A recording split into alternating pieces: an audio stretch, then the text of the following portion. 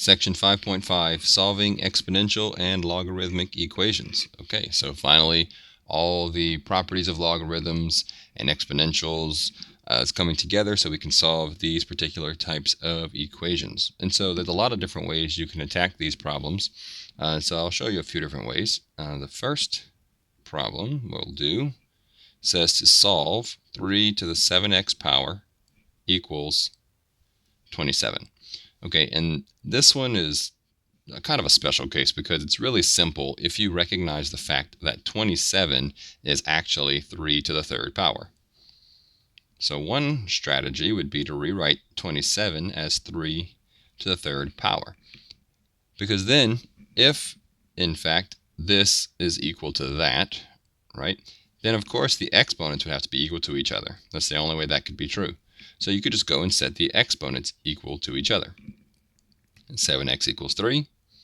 Divide both sides by 7 and you get 3/7.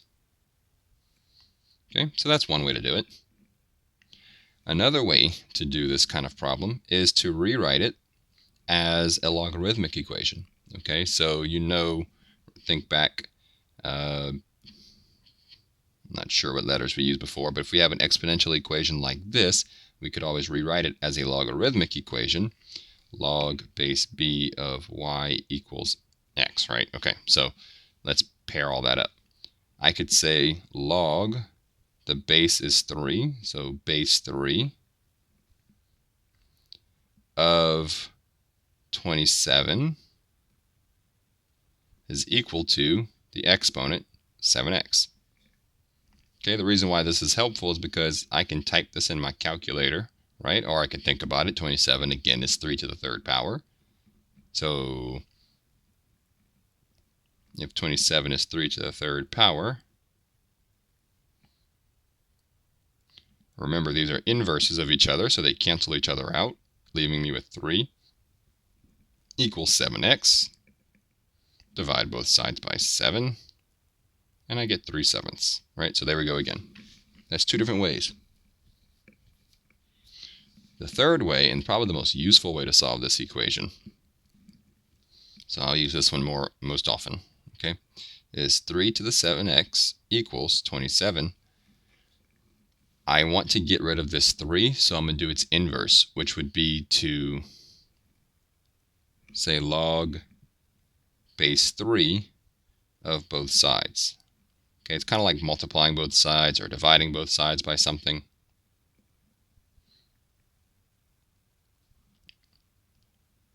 I'm going to do that.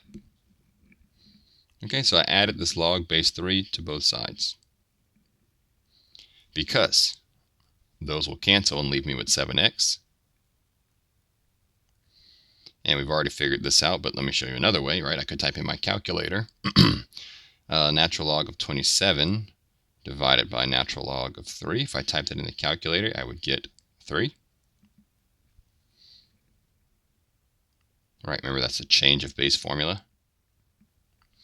All right, divide both sides by 7 again, and I get 3/7. Okay, so that's 3 different ways to attack this simple problem. All right, so let's look at another one that's a little bit more complicated than that one, but same idea in general. Example 2. Let's solve 4 to the 3x minus 5 equals 16. Okay, right away I see that 16 is 4 squared, and so I can actually rewrite that right away. But let me go with my favorite strategy here, which would be I want to eliminate the 4. So I'm going to use log base 4 on both sides.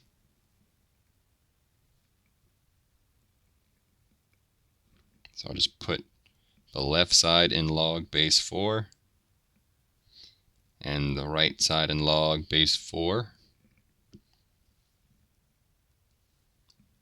Those cancel out, leaving me with 3x minus 5 equals, and depending on how you look at this, you could type it in the calculator, or you can consider that log of base 4 of 16 is the same thing as log base 4 of 2 squared, in which case those would cancel. You get a 2. Anyway, however you want to figure that out, you get 2 here. Add 5 to both sides. 2 plus 5 is 7. Divide both sides by 3, and I get 7/3. Okay. Let's do another one. So here we have e to the 4t power equals 200. Okay, and remember, e is, that special number. Okay, and the inverse of that would be the natural logarithm, ln. So I'm going to use ln on both sides. E to the 4t, oops, there we go, equals, and this will be 200 here.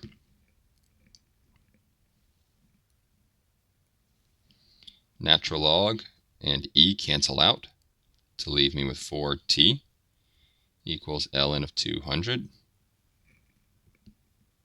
Okay, I can't simplify that, not really at least. Divide both sides by 4 and I get ln of 200 over 4. Avoid the temptation to reduce that, right? You can't reduce it. That 200 is inside of the logarithm. The 4 is outside, so you can't actually do anything there. So this would be the exact answer. But I think in my math lab, a lot of times they want you just to figure out a simplified version. So I'll do that. So if I type that in the calculator, I get that t around to 4 decimal places is approximately 1.3246. Okay, so watch what they're asking for. They may ask for a decimal approximation. They may ask for the exact value. Okay, so exact value, decimal approximation. Okay, let's do one more exponential equation.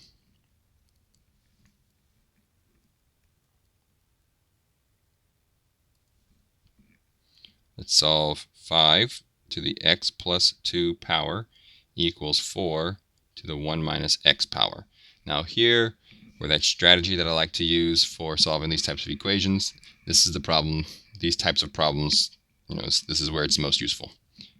All right, so I wanted to target either 5 or 4. One of those I want to get rid of. I can't do them both at the same time. So I'm going to go with look at the exponents and decide which one's the more complicated of the two. It really doesn't matter which one you pick, but whatever one looks more complicated. I think this one looks more complicated because I have a negative in front of the x, as opposed to here that's a positive 1 in front of the x. But again, it doesn't really matter. So I'm targeting this right side. I want to get rid of the 4. So I'm going to use log base 4 on both sides. Remember, you have to do the same thing on both sides. No matter what kind of equation you're solving, whether you add to both sides, subtract, multiply, divide, you always do the same thing to both sides. So logarithms and exponentials, these are no different. Okay, so the right side is going to simplify nicely, right? Log base 4 of the exponential, going to cancel out, leave me with 1 minus x.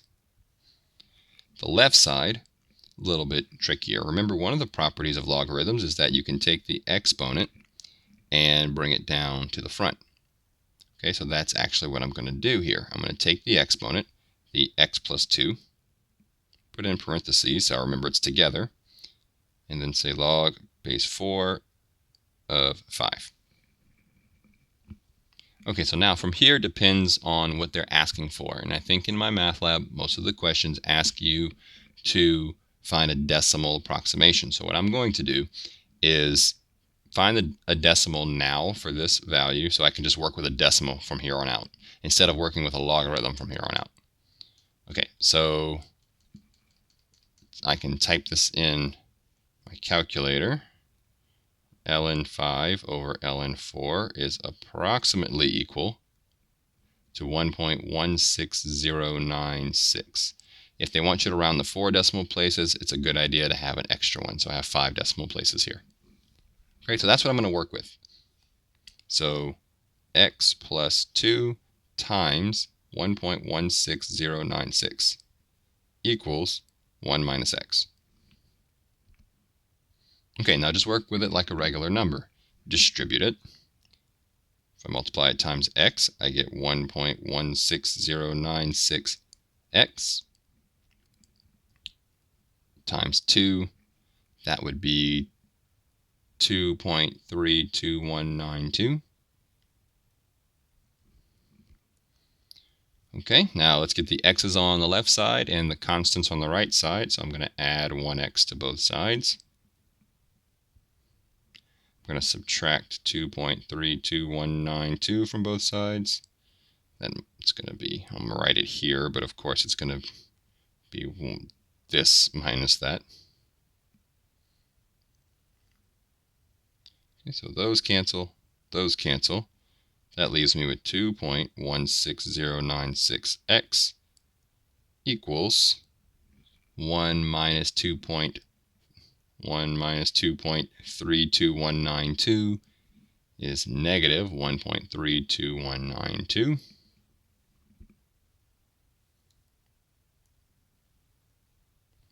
Divide both sides by the 2.16096, and I get negative 0.6117. Now, I should say x is approximately equal, right? Because I've been rounding this entire time. Okay, and a good thing to do on these types of problems, this type of problem especially, that's a complicated one, is to test it out. Make sure this actually works. Okay, so I would actually type it in my calculator. I would say 5 to the negative 0.6117 power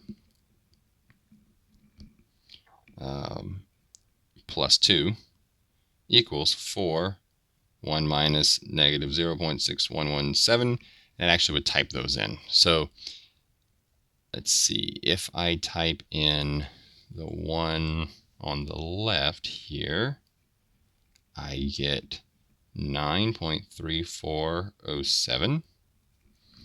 If I type in the one on the right, 4 to the, this becomes a plus, 1 plus 0.6117, I get 9.3399.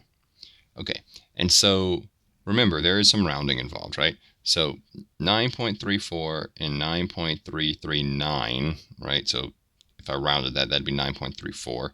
They're close enough for me to say this is probably the right solution, right? So negative 0.6117. Okay, and that would be solving exponential equations.